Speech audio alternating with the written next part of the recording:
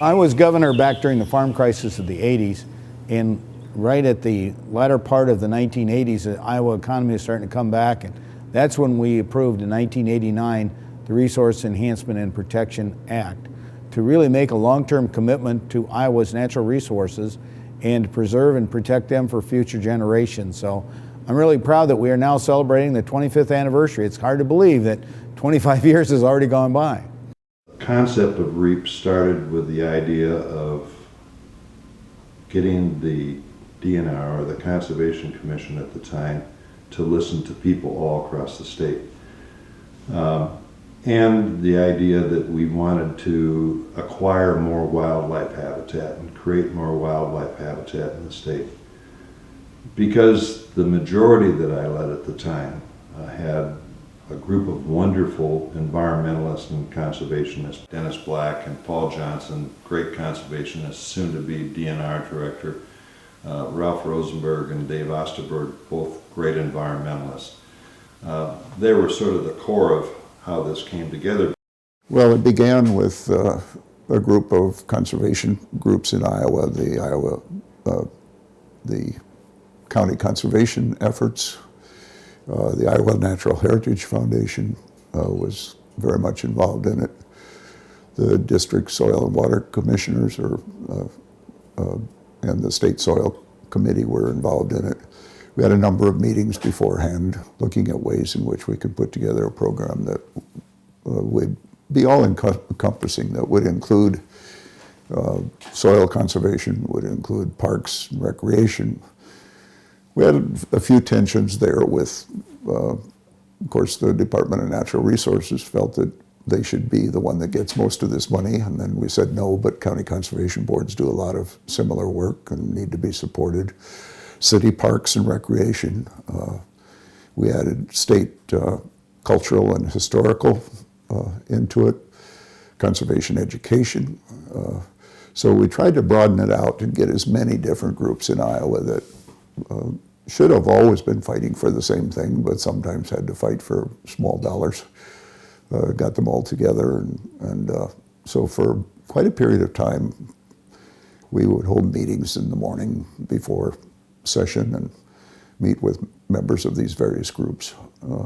Audubon, I think, was involved in it somewhat. So although Iowa didn't have a host of environmental groups and conservation groups, those that were there certainly were very supportive of this kind of a project.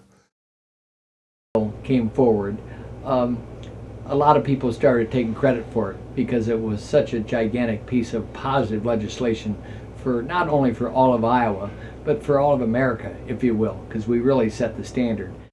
Well, Don Evensen was a speaker, and he had every intention of running for governor in the future, and a lot of Republicans had some kind of a concern about that and saying, oh, I don't know if we should be helping him to, you know, just get some kind of a major campaign thing.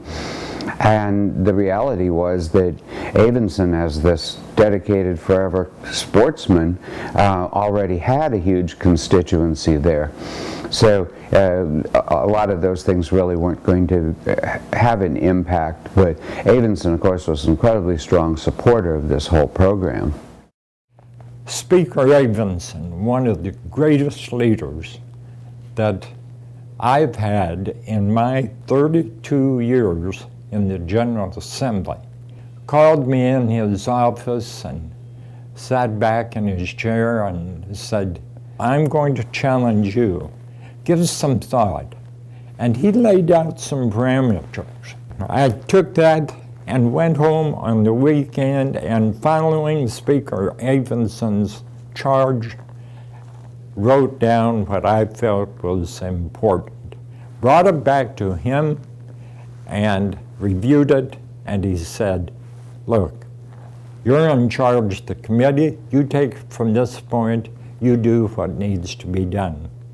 But with REAP, it was truly a Republican-Democrat objective and a Republican-Democrat success story, and Governor Terry Branstad was right on board with us from day one. And we then developed cooperatively the REAP program. And we took this to Don Evensen. He reviewed it. He liked it.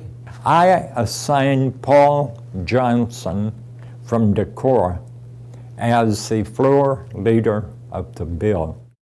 I've always been thankful that he gave me the opportunity to lead the charge as we put it all together. Well, it was actually kind of a fun process because we did all come together, and the legislature had shown a willingness to work on this issue, and some had worked very hard on it. So our job was to kind of craft, if you will, the infamous formula, the REAP formula, which has stood the test of time. Legislators were quite conscientious about not putting together something that was not workable. They wanted to cooperate. They wanted to do the best they could, and I think they did. But I think the credit needs to go to the legislators for putting that together. Individual staff members, myself included, we may have been and were on occasion consulted, questions asked, things like that, but the bulk of it I think came from the leaders in the legislature. There's a breakdown of what percentage goes, you know, for open spaces and what goes for parks and what goes for soil conservation. So that made it a broad-based coalition of groups that all had maybe different interests, all related to our natural resources, but it was an opportunity to really get people together. I know we were discussing for a long time what a formula should be on it. The actual formula came together one night on my way back to Des Moines on a Sunday night and hit a snowstorm and had to hole up in Marshalltown and in a motel, and I had nothing to do, so I took out a piece of paper and wrote out the formula that I thought we ought to have, and we actually came right on it. And I remember at some point they had really pretty well put the formula together, and Tom Schwartz was a representative from Marshalltown, and he had this idea about historic preservation because Marshall County had just gone through a huge restoration of their courthouse. And so that was he was largely responsible for getting that 5% piece put in there that's dedicated to historic preservation. Funding has always been a key issue for Iowa Natural Heritage Foundation, trying to figure out ways of leveraging the existing funds we have and creating new pots of money. So I was right in the thick of it. There were a few of us that were sitting at that table, not only with the legislators but the other constituent groups, designing that formula, figuring out how we were going to get the necessary votes. You know, when you get into politics, there's always hurdles to jump over. And this piece of legislation is like any other piece of legislation. People try to dissect it and slice and dice it and try to figure out what's the angle here. Well, once you stood back and took a look at it, you realize this is for the good of the order. And of course, everyone jumped on board. For the fact that it did not become a hardcore partisan issue, I want to give some thanks to a person who most people don't think of in connection to the REAP bill. That's a state representative from Atlantic by the name of Wendell Pellett. Wendell was a farmer, older, very, very conservative, very traditional rural conservative Republican, chairman of the Agriculture Committee. We went to caucus on the REAP bill, and our floor leader, Del Stromer, wanted to lock up our caucus against the REAP bill, where we would agree to all go out and vote no. Now, we didn't have the votes to kill anything, but the hope was that if the Republicans got locked up, send a strong signal to the governor to veto it. So the purpose of the caucus was really to tamp down the people who were going to be rebels about this. And I stood up and gave my comments, which nobody was surprised about. And then Wendell stood up, and Wendell gave a very short but impassioned remark. He said, we keep addressing, I can almost remember word for word, he said, we keep trying to solve everything else, but we never do anything for the environment, and I'm tired of it. I want to do something for the environment. I think this is a good bill. And at that point, another rural member, sat in the back of the room, said, well, if Wendell gets to vote for it, I get to vote for it. And at that point then, the floor leader just said, okay, that's it, caucus over.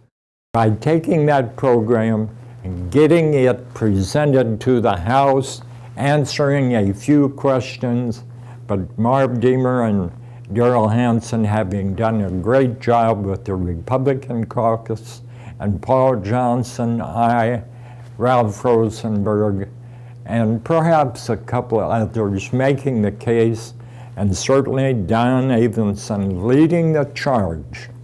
It was amazing. REAP, 100 people, aye, 0, no.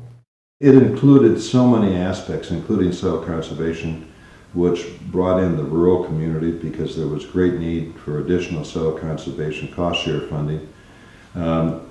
People from cities who needed more bike trails, more activities in the cities, hunters, fishers, all the outdoor people, educators, they all came together and supported that, and it still has very, very strong support. It's just that it's extremely satisfying to see a program that is continuing to do good things 25 years later after somebody had a really good idea. Actually, a whole bunch of somebody's had this good idea about putting this together.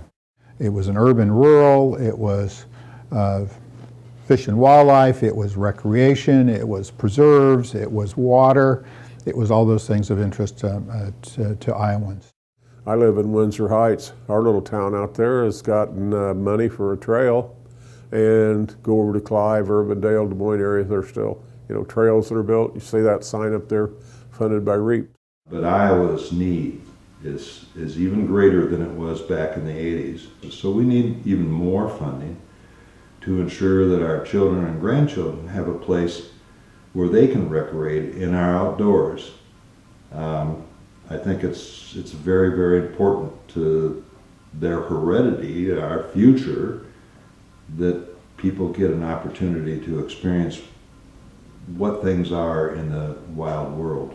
Another part of that was the Congress that we put together, the biennial Congress, where we would come together, go around the state and hold meetings and try to see what people really wanted. Is the act doing what it's supposed to do? Don Evensen really pushed that as well. Originally, the idea of bringing the consuming public together with the DNR, now DNR, was one of the key ideas in my mind about the passage of this bill. People would tell their legislators to support REAP.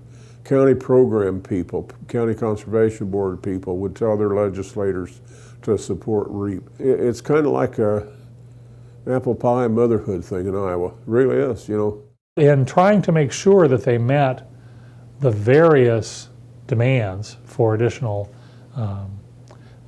funding, they really made sure that each constituency group could see themselves in that law.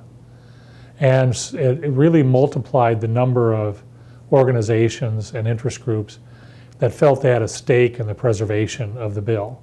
The Alliance was a collection, and I've forgotten the number now, but I want to say a number like 22 different organizations that were all working together for this common goal to put this project together. And that, years later, looking back at it, that's is one of the most satisfying things, that something that was put together by all these different conservation-minded groups has endured for all this time. It's probably the best administered program I've ever seen.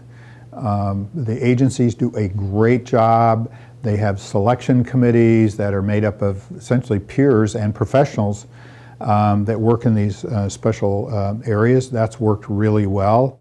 REAP program funding seems to be getting more and more support, and it's a good program. It's a very long-standing program, and I've seen a lot of programs come and go, but this REAP program seems like it's here to stay. I hope it is.